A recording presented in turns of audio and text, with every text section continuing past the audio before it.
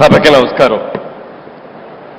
ఆంధ్రప్రదేశ్ రాష్ట్ర ముఖ్యమంత్రి వర్యులు గౌరవనీయులు శ్రీ చంద్రబాబు నాయుడు గారికి, ఉప ముఖ్యమంత్రి శ్రీ పవన్ కళ్యాణ్ గారికి, యువ నాయకుడు శ్రీ లోకేష్ గారికి, ఈ రోజున మనం సంస్మరణ సభ జరుపుకుంటున్న శ్రీ రామోజీరావు గారి కుటుంబ సభ్యులందరికీ, ఇచ్చేసిన పెద్దలకు అందరికీ నా హృదయపూర్వక నమస్కారాలు.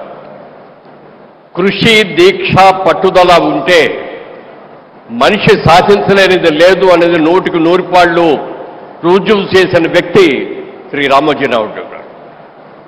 ఆయన ఒక వ్యవసాయ కుటుంబంలో పుట్టిన వ్యక్తి అయినా, ఉద్యోగ నిమిత్తం కొన్ని రోజులు ఉద్యోగాలు చేసినా, తన ఊహలకి, తన ఆశయాలకి వ్యాపార రంగంలో దిగాలి, పత్రికా రంగంలోకి దిగాలి అని చెప్పి, మీడియా రంగంలోకి రావాలి అని చెప్పి ఆయన రావటం, ఆర్థిక బిజినెస్లో కూడా రావాలి అని చెప్పి మార్గదర్శి లాంటి ఒక అద్భుతమైన సంస్థ నిర్మించడం, ఎన్నో ప్రభుత్వ బ్యాంకులు కూడా దివాళా తీసిన ఈ రోజుల్లో గత 50 సంవత్సరాలుగా అద్భుతమైనటువంటి విజయాలను సాధిస్తున్న మార్గదర్శిని కొంతమంది ఇబ్బందులు పెట్టాలని ప్రయత్నం చేసినా వాళ్ళు ఎవరి వల్ల కూడా కాలేదు అని చెప్పి, అలాంటి నీతిగా నిజాయితీగా ఉండే సంస్థలు ఎప్పటికైనా గట్టిగా నిలబడతాయని కూడా నేను తెలియజేస్తూ, మరి అలాంటి వ్యక్తి సినిమా రంగంలో కూడా ఆయన ఎంతో కృషి చేశారు. డిస్ట్రిబ్యూటర్గా కానీ, ప్రొడ్యూసర్గా కానీ ఆయనకున్న శక్తి సామర్థ్యాలకి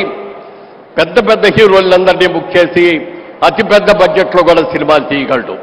కానీ ఆయన ఒక్కటే ఆలోచించాడు, పెద్ద హీరోల దగ్గరికి వెళ్ళటం కాదు, కొత్త వాళ్ళతోటి, చిన్న వాళ్ళతోటి సినిమాలు తీసి సమాజానికి పనికొచ్చే, సమాజాన్ని మేల్కొల్పే లాంటి చిత్రాలు తీయాలని చెప్పి అద్భుతమైన చిత్రాలు నిర్మించిన సంగతి కూడా మనందరికీ తెలుసు.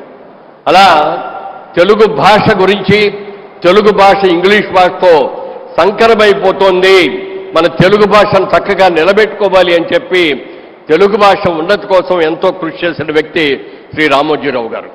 ఒక వ్యవసాయ కుటుంబంలోంచి వచ్చిన వ్యక్తిగా ఈనాడు పేపర్తో పాటు అన్నదాత ప్రతి ఆదివారం నాడు కూడా రైతు సమస్యల్ని, పంటలు ఎలా పండించాలి, పంటలకు వచ్చే రోగాల్ని ఎలా చేయాలి అనేది ఆయనే స్వహస్తాలతో ప్రతిదీ కూడా రాసేటువంటి వ్యక్తి శ్రీ రామోజీరావు గారు. అలాగే ఈనాడు పేపర్లో ప్రతిరోజు కూడా ఎడిటోరియల్ అంతా కూడా ఆయన స్వహస్తాలతోనే రాస్తారు తప్ప ఇంకొకరి బాధ్యత వహించరు. రామోజీ ఫిలిమ్స్ అని వాళ్ళ వరల్డ్ వైడ్గా మనం గర్వంగా చెప్పుకోగలిగినటువంటి ఒక అద్భుతమైన సిటీ నిర్మించిన ఖ్యాతి కూడా మన రామోజీరావు గారికే తగ్గింది. రామోజీరావు కొంతమంది బతుకుండగానే చనిపోయిన వాళ్ళ లెక్క, కానీ మరికొంతమంది చనిపోయిన తర్వాత కూడా బతుకుండే వ్యక్తులు ఉంటారు.